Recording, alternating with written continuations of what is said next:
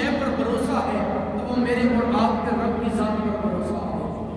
غزوہ بدر جب ہوا، آقا کریم ساری رات اپنے عریش مقدس میں، اپنے خیمے میں کھڑے ہو کر ساری رات اللہ کے حضور نازا میں دعا کرتے رہے، اللہم انجزنی ما وعدتنی، اے میرے اللہ تو نے جس شے کا مجھ سے وعدہ کیا ہے آج اس وعدے کو پورا کر دے۔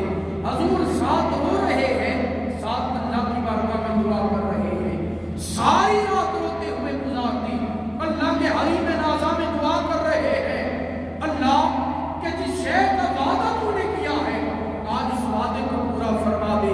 حضرت ابوبکر صدیق آگے بڑھے، عرض کی یا رسول اللہ، حفن علیک یا رسول اللہ، سینجزک اللہ انشاءاللہ، اے اللہ کے محبوب آپ معاملے کو ہلکا کیجئے، اپنے آپ پر اتنی مشقت نہ کیجئے، انشاءاللہ آپ کا رب آپ کی ضرور مدد کرے گا۔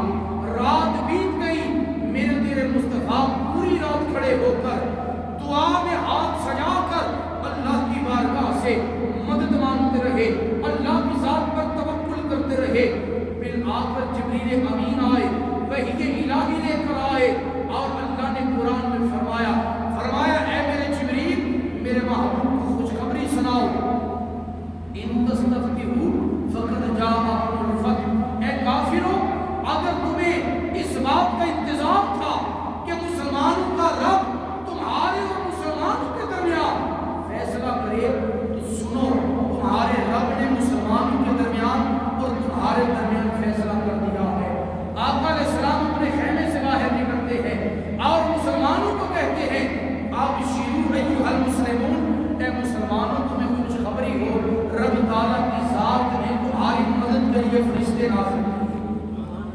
آقا علیہ السلام ساری رات اللہ کی بارگاہ میں کھڑے رہے اور دعا کرتے رہے، اے میرے اللہ جس بات کا وعدہ تو نے کیا ہے آج اس وعدے کو پورا کر دے۔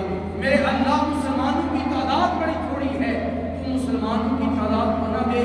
میرے اللہ یہ 313 فقط تیری ذات پر بھروسہ کرتے ہوئے آج کافروں کے مقابلے میں آئے ہیں، میرے اللہ تو ان کی مدد فرما۔ اللہ کریم نے اپنے پیارے محبوب کے لیے قرآن میں وحی نازل فرمایا میرے محبوب ہم نے آپ کی مدد کے لیے مارتے بدر میں اور میدان بدر میں 3000 فرشتے نازل فرمائے۔ آقا علیہ السلام باہر نکل کر مسلمانوں سے کہنے لگے، اے مسلمانوں تمہیں خوشخبری ہو، رب تعالیٰ نے تمہاری مدد کے لیے 3000 فرشتے نازل تمہاری مدد کے لیے اللہ نے 3000 فرشتے نازل کیے ہیں۔ اور میرے کریم مصطفیٰ صلی اللہ علیہ وسلم نے کیسی پیاری بات فرمایا رأیت جبریل آخذ بعنان فرسہ، تو مسلمانوں میں دیکھ رہا ہوں کہ جناب جبریل گھوڑے کی لگام تھامے ہوئے میدان بدر میں تشریف لا رہے ہیں۔ حضرت جبریل علیہ السلام اپنے گھوڑے کی لگام تھام کر آج میدان بدر میں تشریف لا رہے ہیں۔ اور آقا علیہ السلام نے فرمایا مسلمانوں آج تم نے گھبرانا نہیں، اس لیے کہ تم نے اللہ کی ذات پر توکل کیا ہے، اور جو اللہ کی ذات پر توکل کرتا ہے رب اس کی مدد کے لیے میدان بدر میں فرشتے نازل کرتا ہے۔ علامہ اقبال نے اسی جانب اشارہ کیا تھا، کہا تھا فضائے بدر پیدا کر فرشتے تیری نصرت کو اتر سکتے ہیں گردوں سے کتاب اندر کتاب آتی۔ کہا اے مسلمان آج بھی اگر تیرے اندر وہ بدر کے مسلمانوں کا توکل پیدا ہو جائے رب تعالیٰ تیری مدد کے لیے آج بھی زمین پر فرشتے اتار سکتا ہے۔ اباب ذی وقار اس سے آگے چلیے، جنگ خیبر کا موقع ہے، غزوہ خیبر کا موقع ہے۔ 2 دن تک مسلمان کافروں پر حملہ کرتے رہے لیکن کوئی نتیجہ نہ نکلا۔ آقا کریم نے ایک دن جھنڈا ابوبکر کو دیا لیکن مسلمان جنگ جیت نہ سکے۔ دوسرے دن مولا عمر کو دیا تو پھر بھی مسلمان جنگ جیت نہ سکے۔ اور تیسرے دن میرے مصطفیٰ کریم نے فرمایا لَأُوتِيَنَّ الرَّایَةَ غَدًا يُحِبُّ اللَّهَ وَرَسُولَهُ وَيُحِبُّهُ اللَّهُ وَرَسُولُهُ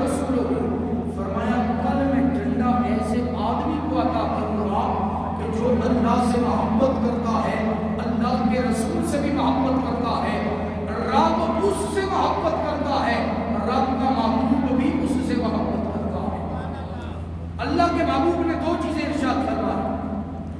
2 دن سے جنگ جاری ہے، مسلمان جیت نہیں پا رہے. تیسرے دن آقا نے فرمایا کل میں مسلمانوں کے لشکر کی قیادت ایسے آدمی کو دوں گا کہ جو اللہ رسول کا محب بھی ہے، اللہ رسول کا محبوب بھی ہے، اللہ رسول سے محبت کرنے والا بھی ہے، اور رب رسول اس سے محبت کرنے والا ہے. حدیث طیبہ کے الفاظ ہیں ساری رات صحابہ کرام نے تجسس میں گزاری. ساری رات صحابہ کرام تجسس میں گزار رہے ہیں اور پریشان ہیں کہ اللہ کی ذات کے محبوب کل جھنڈا کسے عطا کرے. سونا محبوب کل جھنڈا کسے عطا کرے گا. آقا علیہ السلام جب صبح ہوئی میرے تیرے مصطفیٰ نے ایک ہی نام دیا. آقا علیہ السلام نے فرمایا این علی شبن ابی طالب، میرے صحابہ بتاؤ میرا شیر علی کدھر ہے. 2 دن تک جنگ لگی رہی، مسلمان ناکام رہے. تیسرے دن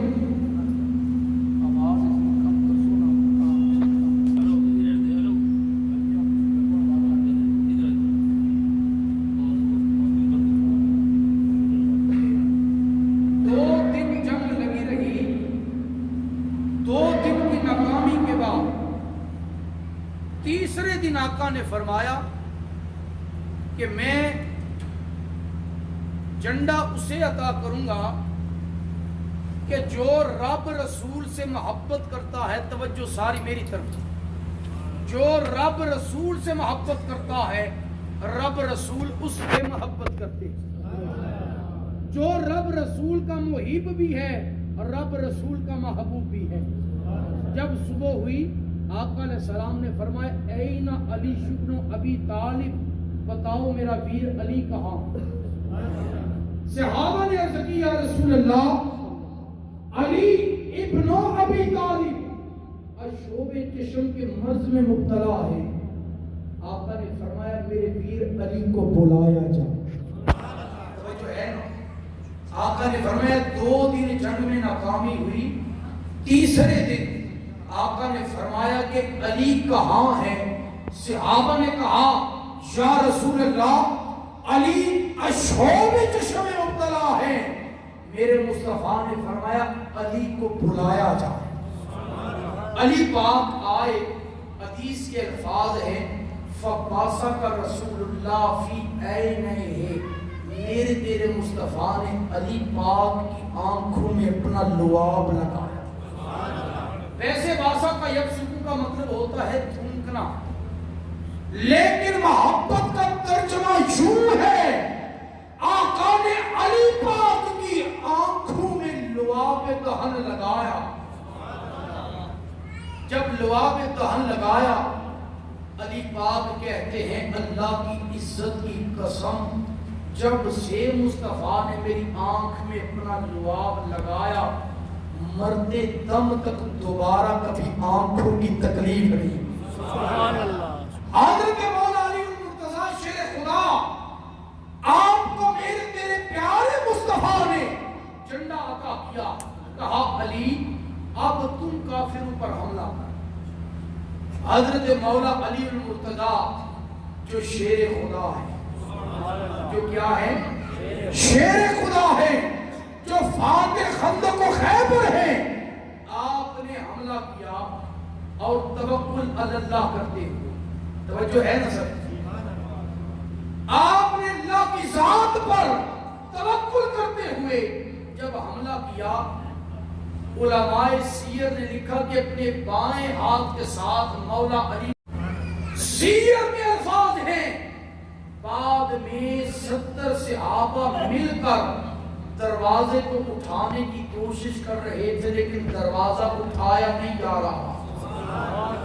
علی پاک نے ایک بائیں ہاتھ کے ساتھ خیبر کا دروازہ اکھاڑ دیا. 70 صحابہ دروازہ اکیلے نہ اٹھا سکے.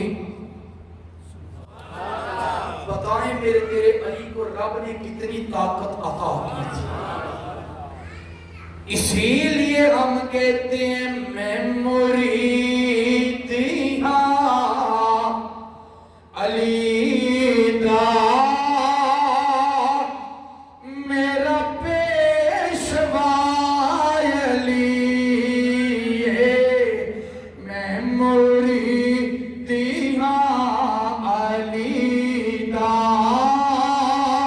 میرا پیشوا علی مل کے پڑھے میں مرید ہاں علی دا میرا پیشوا میرے پیر دا سوالی دنیا دا ہے ولی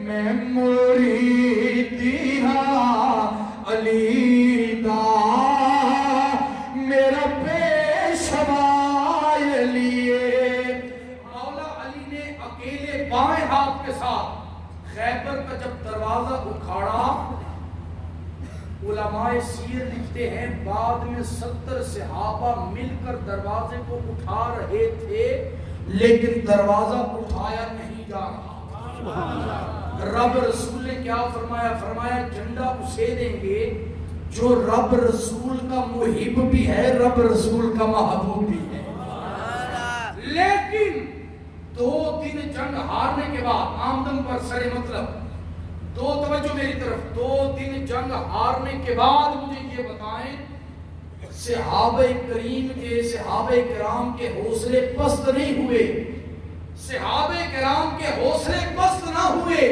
بلکہ اللہ کی ذات پر توکل مزید بڑھ گیا آج مسلمانوں کے پاس سب کچھ ہے لیکن توکل نہیں ہے میں اپنے موضوع کو مختصر کرتا ہوں آقا علیہ السلام کے دور میں ایک عورت تھی جس کا نام تھا خنسا بعض نے اس کا تلفظ خنسا بھی پڑھا ہے پروننسیشن خنسا بڑی مشہور زمان عورت گزری ہے اس نے بعد میں اسلام کا کلمہ پڑھا اس کا بھائی مر گیا کافر ہو کر مسلمانوں کے ساتھ لڑتے ہوئے اہل عرب کا یہ دستور تھا جب ان کا کوئی مر جاتا تو وہ اس کی یاد میں اشعار لکھا کرتے تھے عربی میں اور اشعار کے ذریعے اپنے دل کا غم نکالا کرتے تھے اسے اہل عرب مرثیہ کہتے تھے تو خنسا اپنے بھائی کی یاد میں درختوں پر بیٹھ کر ٹیلوں پر بیٹھ کر مرثیے لکھا کرتی تھی لیکن جب اس عورت نے اسلام کا کلمہ پڑھا اس کے دل کی دنیا ہی بدل گئی وہی خنسا کہ جو اپنے بھائی کے مرثیے کہا کرتی تھی جنگ قادسیہ ہے مولا عمر فاروق کا پاک دور ہے مولا عمر فاروق کا پاک دور ہے اور اس کے 4 بیٹے توجہ ہے نا اس کے 4 بیٹے مصطفیٰ کریم کے غلام عمر کی فوج میں مسلمانوں کی طرف سے لڑتے ہوئے شہید ہو گئے جب 4 بیٹے شہید ہوئے تو اس عورت نے نہ گریبان پھاڑا نہ روئی نہ چلائی مکے کی عورتیں کہنے لگی اور مدینے کی خنسا آج تو روئی نہیں تو نے گریبان نہیں پھاڑا اس نے کہا آج میں نہ روتی ہوں نہ گریبان پھاڑتی ہوں دکھ ہے تو صرف ایک بات کا رب نے دیے صرف 4 تھے اگر 1000 بھی ہوتے ایک ایک کر کے مصطفیٰ کے دین پر قربان کر فرمایا تھے 4 اگر 1000 بھی ہوتے جہاد کرتے ہوئے آقا کریم کے دین پر ایک ایک کر کے سارے قربان کر مجھے بتائیں 4 بیٹے ایک عورت کے 4 بیٹے ایک ماں کے 4 پتر ایک گھر کے چلے گئے ماں نے آہو پکا نہیں کیا ماں روئی نہیں ماں بلکہ اس عظیم قربانی کے قبول ہونے پر رب کا شکر ادا کر احباب زیبکار آج یہی صورتحال کچھ فلسطین کی ہے فلسطین آپ دیکھیں سوشل میڈیا پر ٹی وی پر نیوز پر آج فلسطین کی مائیں بھی اپنے بیٹوں کی قربانیاں دے کر اللہ کے حضور شکر ادا کر رہی ہیں۔ مائیں رو نہیں رہی، اللہ کا شکر ادا کر رہی ہے۔ اے میرے رب تیرا شکر ہے کہ تو نے ہمیں قبلہ اول کی حفاظت کے لیے قبول فرمایا۔ اور میں گزشتہ دن ایک ویڈیو دیکھ رہا تھا جس میں ایک عورت کا خامن فوت ہوا، شہید ہوا، اس کا نام تھا مصطفیٰ۔ تو وہ اپنے خامن پر بھی کہہ رہی ہے مصطفیٰ تیرے جانے پر مجھے دکھ نہیں کہ تو دنیا سے چلا گیا، مجھے فخر ہے کہ رب نے تجھے اپنے گھر کی حفاظت کے لیے قبول کر لیا۔ آپ دیکھیں کہ اس بیوی کا کتنا عظیم جذبہ ہے۔ اور آگے ایک اور ویڈیو نظر سے گزری، ایک بچہ ہے 15 سال کا، 15 سال کا وہ بچہ، اس سے اس کی ماں پوچھ رہی ہے، ماں کہتی ہے بیٹا یہ بتا کیا آج تیری اور میری حفاظت کے لیے کسی اسلامی ملک کا حکمران نہیں رہا کہ جو تیری اور میری حفاظت کر سکے؟ آپ 15 سالہ اس چھوٹے سے بچے کی آپ وہ صدا سنیں، چھوٹے سے 15 سالہ بچے کے جذبات سنیں، یقین جانے کے دل خون کے آنسو روتا ہے اور اس بچے پر فخر کرنے کا دل کرتا ہے۔ بچہ اپنی ماں کو کیا کہتا ہے؟ اے میری ماں، ہم کیوں کسی حکمران کی طرف دیکھیں، ہماری نظر کیوں کسی کی طرف جائے، ہمارے پاس، اس بچے کے الفاظ میں کہتا ہے آج اگر ہمارے پاس جبریل بھی آ کر پوچھے نا آپ کو کسی شے کی ضرورت نہیں تو ہم آگے سے جناب ابراہیم والا جواب دیں گے، جناب ابراہیم والا جواب دیں گے۔ آپ کو پتا ہے جناب ابراہیم کو جب آگ میں ڈالا گیا تو جناب جبریل آئے، کہا اے اللہ کے خلیل کوئی پیغام ہے تو بتائیں، آپ کے رب کو بتا دو۔ آپ نے فرمایا جس کے لیے مجھے آگ میں ڈالا جا رہا ہے وہ میرے دل کی بات زیادہ بہتر جانتا ہے۔ 15 سال کا وہ بچہ اپنی ماں سے کہہ رہا ہے اے میری ماں، آج اگر جبریل بھی آ کر پوچھے تو تیرا بیٹا جبریل کو کچھ نہیں کہے گا، اس لیے کہ جس کے لیے ہم قربانیاں دے رہے ہیں وہ ہمارا حال زیادہ بہتر جانتا ہے۔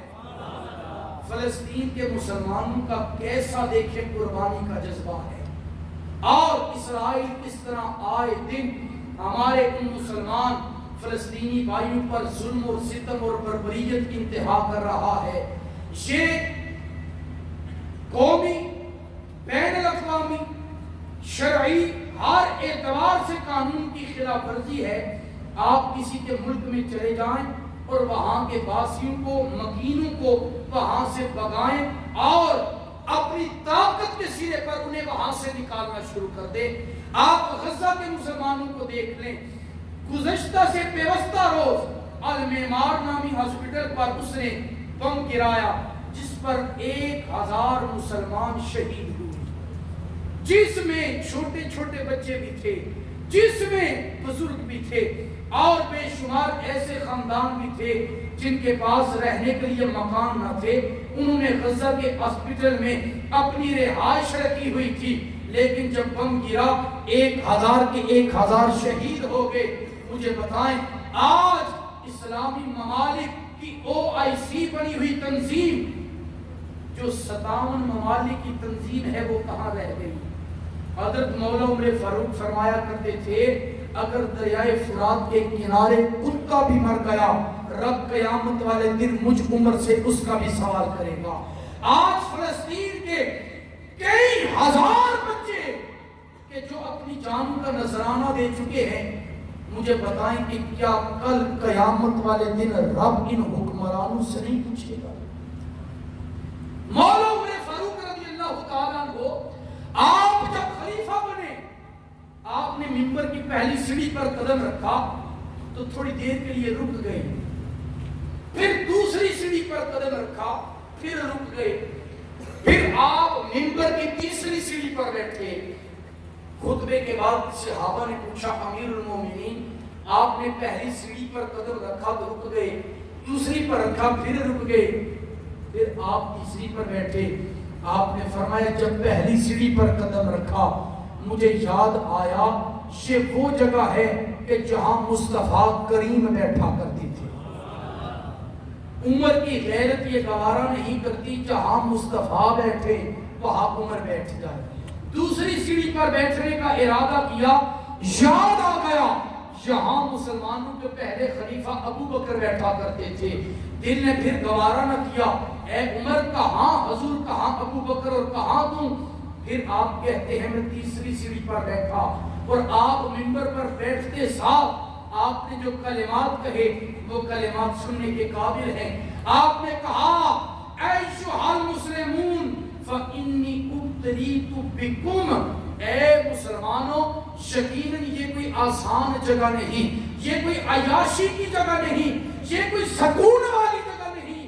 یقیناً خلافت کی وجہ سے مجھے آپ کے ذریعے آزمایا گیا ہے, مجھے آپ کے ذریعے آزمایا گیا ہے. اگر میں مسلمانوں کے حقوق میں ہلکی سی بھی کوتاہی کر دوں یا مجھ سے ہو جائے میرا اللہ کل قیامت والے دن مجھ سے پوچھے گا. آگے مولا عمر نے جو بات فرمائی وہ سننے کے قابل ہے. مولا عمر نے فرمایا من سلامہ علی غیرہ او اعتداء علی غیرہ فا. آپ نے فرمایا کہ اگر کوئی بندہ میری سلطنت میں کسی دوسرے پر ظلم کرے گا عمر اس کے رخسار پر قدم رکھے گا, مظلوم کو اس کا حق دلائے گا. اس لیے کہ اگر عمر کی پوری حکومت میں کسی مظلوم پر ظلم کیا گیا رب تعالیٰ عمر کو کل قیامت والے دن مجرموں کے کٹہرے میں لا کر کھڑا کر دے گا. ہمارے حکمران مولا عمر کے ایسے جذبات تھے. احباب ذی وقار, آج آپ دیکھیں ہمارے پاس ایٹمی پاور بھی ہے, آج ہمارے پاس اسلحہ کی بھی پرواز ہے, آج ہمارے پاس شاہین جیسے میزائل بھی ہیں, آج ہمارے پاس مال و سیم و زر بھی ہے. اگر کمی ہے تو کس کی ہے؟ صرف اللہ پر توکل کی ہے. آج ہمیں ڈر ہے تو رب کا ڈر نہیں, آج ہمیں ڈر ہے تو اغیار کا ڈر ہے. اقبال نے کہا تھا فضائے بدر پیدا کر فرشتے اتر سکتے ہیں, تیری نصرت کو گردن سے کتاب اندر کتاب. اب بھی اقبال نے کہا تھا اپنی تعداد نہ دیکھنا, اپنا مال و سیم و زر نہ دیکھنا. آج بھی اگر تیرے اندر صحابہ کا ایمان پیدا ہو جائے رب تیری مدد کے لیے آسمان سے فرشتے نازل کر دے گا. احباب ذی وقار, آج ہمارے پاس سب کچھ ہے لیکن یقین جانے ہمارے پاس توکل نہیں رہا. مسلمانوں کے کتنے ڈھیلے بیان آ رہے ہیں جنہیں سن کر بندے مومن کا دل چھلنی ہو جاتا ہے. آقا کریم صلی اللہ علیہ وسلم نے کیا فرمایا؟ آقا نے قرآن میں فرمایا, اللہ کی ذات نے وحی نازل فرمائی, اللہ کریم نے فرمایا انما المؤمنون اخوہ فاصلحوا بین اخویکم. اللہ نے فرمایا بے شک مومن آپس میں بائی بائی ہیں, چاہے مومن پاکستان میں ہو دوسرا فلسطین کا رہنے والا ہو. کہا یہ آپس میں بائی بائی ہیں, اپنے بھائی چارے کو مضبوط کرو تاکہ اللہ تم پہ رحم کر سکے. مجھے بتاؤ رب مجھ پر, آپ پر, ہمارے حکمرانوں پر کیسے رحم کرے گا کہ یہ اپنے بھائی چارے کو بالکل ناقص کرنے پر تلے ہوئے ہیں. آقا کریم صلی اللہ علیہ وسلم نے میرے اور آپ کے لیے بھی قرار چھوڑ دی ہے. میں اور آپ نہ تو فلسطین جا سکتے ہیں نہ حکومت کے ساتھ لڑ سکتے ہیں. آقا کریم صلی اللہ علیہ وسلم نے فرمایا جب تم پر برا وقت آ جائے تم اتنا ضرور کرنا کہ جب بھی اپنے ہاتھ دعا کے لیے اٹھانا, اپنے مظلوم مسلمان بھائیوں کے لیے دعا کرنا, رب تمہاری دعا کا صدقہ ان مظلوموں کی غیبانہ مدد فرمائے گا. اللہ نے قرآن میں فرمایا وَإِذَا سَأَلَكَ عِبَادِي أَنِّي, اے میرے محبوب جب آپ سے میرے بارے میں لوگ سوال کریں میں کہاں ہوں. آج لوگ کہتے ہیں فلسطین میں اتنے مسلمان شہید ہو گئے, رب کدھر ہے؟ رب کہتا ہے قرآن میں جب میرے بارے میں سوال کریں انہیں کہہ دیں فَإِنِّي قریب, میں بے شک مسلمانوں کے قریب ہوں, مسلمانوں کے قریب ہوں. اجیب دعوت الداعی اذا دعان, مسلمان مجھے جب بھی صدق کے دل سے پکارے گا میں مسلمان کی پکار کا جواب دوں گا۔